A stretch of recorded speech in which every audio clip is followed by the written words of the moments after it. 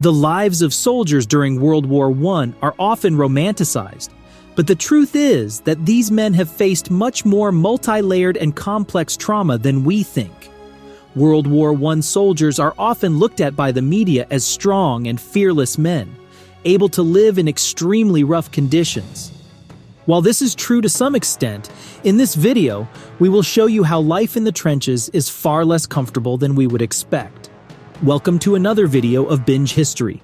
Between habits, dangers, and unexpected good food, travel back in time with us to discover how life was in the trenches.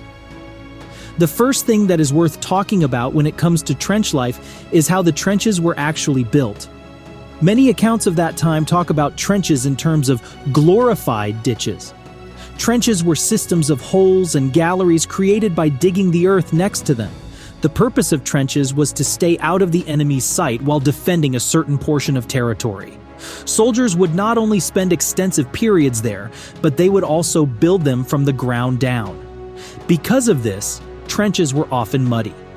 The constant presence of mud is a core aspect of life in the trenches, as it brings much more than a minor discomfort to the soldier's everyday life. Trenches were dark, cold, and most of all, wet and humid. Due to their rudimental structure, trenches did not have a proper sewage system. As a result, the toilet area often overflowed. The unsanitary and humid environment was the primary cause of a very common disease among soldiers, known as trench foot. Imagine being stuck in a muddy, waterlogged trench for days, weeks, or even months, standing in cold, soggy boots so long that your feet begin to numb. The skin starts breaking down, and infection sets in. The pain becomes so unbearable that some soldiers couldn't even walk, sleep, or escape the relentless cycle of exhaustion and insomnia. In some extreme cases, infection could lead to death, and the only way to prevent death would be to amputate the foot. But trench foot was just the tip of the iceberg.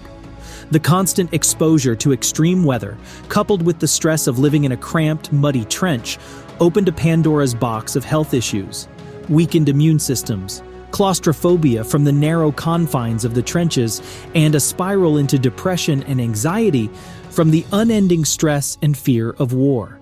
Sometimes some of the most disturbing facts about war are not even related to the enemy, but simply to the living conditions of the troops. Even when it was all quiet, soldiers couldn't properly rest, as they had a number of chores and duties to perform every day.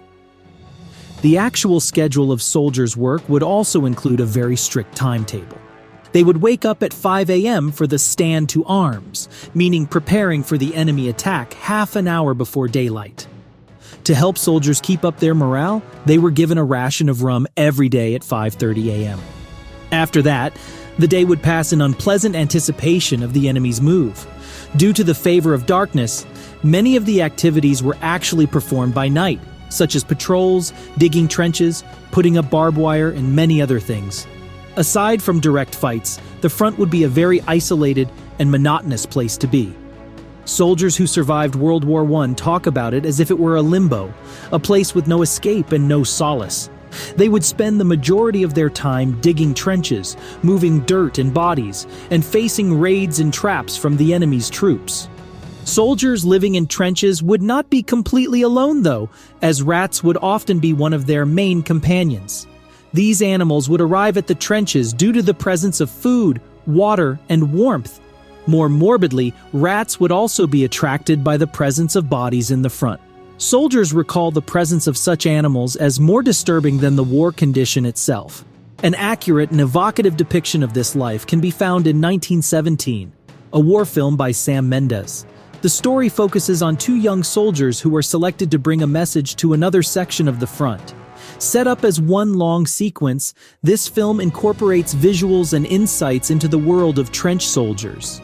To cope with this extremely bleak environment, soldiers would spend any available time writing letters to their loved ones, gambling, and keeping a journal.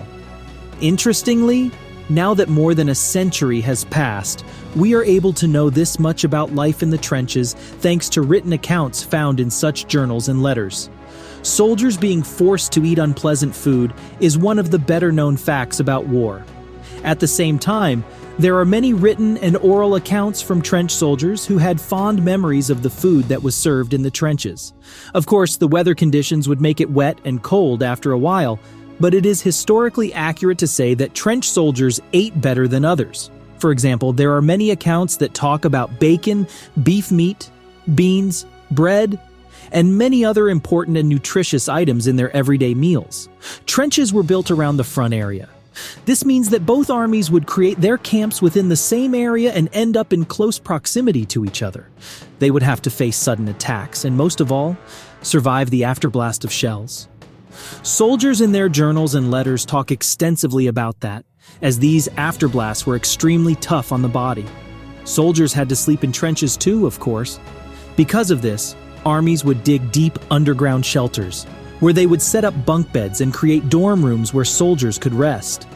Of course, due to the rats, lice, and humidity, these places were far from being comforting, but they would still be a preferred option for sleeping out in the open at the mercy of natural events.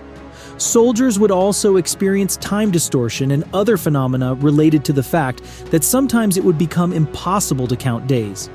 Living in a trench during World War I, due to the limited technological advancement, would mean living in complete isolation from the rest of the world and from civilization as soldiers knew of it. Because of this reason, this living condition would result in a proper and complex trauma.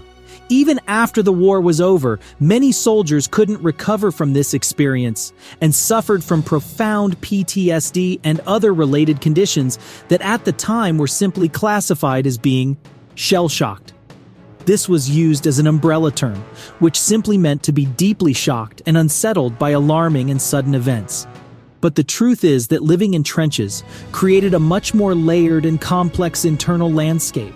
Life in trenches was hard on soldiers, who would often die simply because of the prolonged effects of the living conditions on their bodies. Between claustrophobia, anxiety, depression, and trench foot, soldiers would often lose their minds and never recover. More than a century has passed since World War I, and yet the memory of trenches as an extremely rough and unfriendly environment remains in our collective imagination. We see it in movies and we read about it in books and articles. The trench environment became a synonym for discomfort, isolation, and unsanitary conditions. World War I happened over a century ago, but there are still many soldiers out there living in similar conditions today. This was Binge History's video on soldiers' lives in trenches.